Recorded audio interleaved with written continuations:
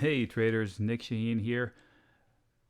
Reviewing Tesla today. So it's going to be as short as possible assessment of where it stands and how we can trade it going forward. These are my thoughts. They are not by any way, shape, or form recommendation to trade it. It is a risky stock. It is a fun stock. Let's see if we can put some perspective on it. So the goal is to deliver simple stock assessment. So none of the Wall Street jargon if we can avoid it. Just logic, facts, some chart information, and a couple of forecasts going forward. But before we go on, I want to remind you to subscribe to the channel. It's still free. And to set the bell to alarm you anytime we release a video.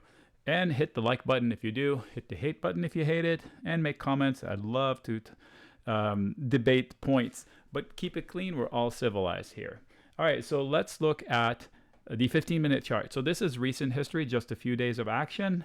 And you can clearly see that the bears are in charge. I should call them sellers because maybe they're bears, maybe they're not. So we have rallies being sold, rallies maybe being sold. In all fairness, the whole market is struggling. Friday, today is what? 8:30. Friday the 29th, 6th. We had a horrific day. It was a disappointment on Powell not becoming nice. It was an unreasonable expectation by the market to expect any good things from him. He didn't say anything good. He didn't change his mind. He didn't say anything new. He just said what he's usually saying. He's bearish. So everybody freaked out. So this is not enough information for me to make a decision to, quote, invest in Tesla. So we're going to look at it from two perspectives, the investor and the trader. The investor, the fundamentals, this is not the old Tesla. These fundamentals are beyond reproach. Anybody that makes fun of it needs to revisit the P&L, the balance sheet, the cash flow from operations, their margins, and compare it to GM and Ford. It will put them to shame. So we can debate that point in the comments section. Just trust me to tell you that sales growth, I don't need to argue for it. Profitability, cash from operations, through the roof. Very respectable. Let's put it this way. Fundamentals are not a reason to sell the stock or short it. All right. So long term, it's not a short. Whether you think it's expensive or not is besides the point. So this is not enough information. Let's go directly to the daily chart. So now we have about a year's worth of data. So we're looking back almost a year. And what do we see? That it's in the middle of the range, just about. It's ping-ponging around the level where we're at right now. We have a base below and resistance above. So judging this stock, regardless of what it is, if it's falling, it may have triggered some short-term bearish targets lower. So if it gets into 260, if I'm looking to invest, it's worth a nibble. If I'm already long, I don't have a reason to add.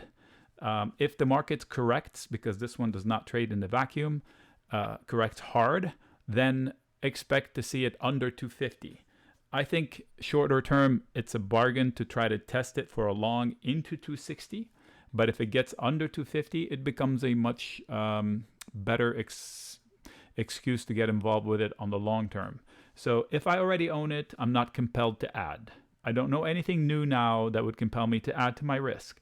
If I'm looking to own it, I'm not rushing to own it yet. I could nibble if you twist my arm. My style of trading, I can get long down here now by selling puts or put spreads. So because it just split 3-for-1, that probability just became available to a whole bunch of new traders because of the high margin requirement to do that. Strong support, these are facts. These are not opinions. Strong support down here. Strong support here. This is stronger. Strong bounce, February 24th. That's the Ukraine flash crash. That's the Bullard flash crash area. So we have some good history behind us. It's holding up better than the market. The market is below its Ukraine flash crash. So it is a respectable price action. Arguably, it's making higher lows, higher highs. So even at this daily candle, it's not even bearish. Lower highs, yes, longer term. But shorter term, since the June correction, May correction, arguably, listen to this. Remember the crash in June, the market crash? Well, Tesla held up higher than the May crash. I don't think that happened in the SPY.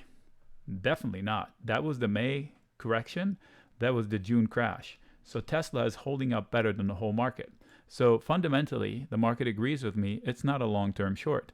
Dips are buying opportunities. So the outlook for Tesla, it will follow the market. If the market falls, it will fall. If I'm shorting Tesla, I effectively am shorting the market. The only reason why this Tesla long-term prognosis changes is if Elon leaves, because he is the company more so than Steve Jobs was Apple's. So the assessment is I'm looking for opportunities to engage long. If I'm long, I don't do anything. That's the investor. The trader, I can trade this long and short like 16 times a day, but I almost never lose by buying dips when the dips are overdone. When people are freaking out about Tesla because of reason A, B, or C, I get engaged with it by selling put spreads. If you don't know what that is, join the group. Reach out to me. We have a great group. We're trading live every day. I believe it's between 290 and 320 people every day, all day, live. We're sharing my screen like you're looking at it now. I could sell a put spread and have the stock fall 20%, and I can still make money out of it. That's the style of trading I do. It's kind of like the lazy way out.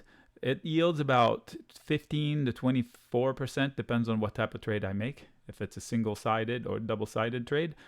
Sounds convoluted, but it's totally simple and it's repetitive. Anyway, hopefully we'll see you in the group. Reach out. I'll put a link in the recording upper hand corner or upper right hand corner, and or in the link of the link will be in the description below.